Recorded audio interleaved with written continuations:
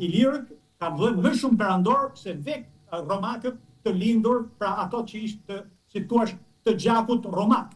Pavarësisht se dhe aty ishte komponenti ilir dhe në Romën e lashtë, pasi e dim që ishin albanët dhe ka dëshmi të Cezar Augustos, të Jul Cezarit, në lidhje me këtë dhe të Ciceronit, të kujtojmë, në lidhje me këtë që sapo thash.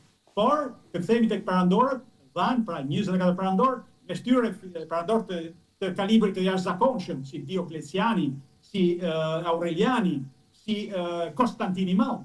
Djali një shetje shqiptare që ishte Shet Elena, kur ka shumë që e bëjnë Elenën, e bëjnë greken, sepse dojnë ta kapin diku Konstantinin e Madh, pasi jati ishte i lirë dhe dihet që ishte i lirë nga qyteti Nish. Por ama duhet nga emri Helena arrin që vetëm nga emri i saj, arrin që ta bëjnë që është greken.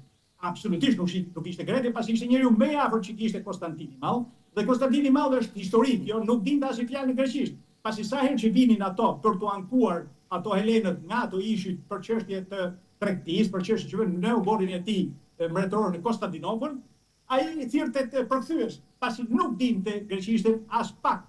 Pra një djalë i një grekje që e ka personin më të afërt atë, edhe nuk ai pranoi kristianizmin, krishterimin e pranoi për t'i bërë shefin nënës së tij.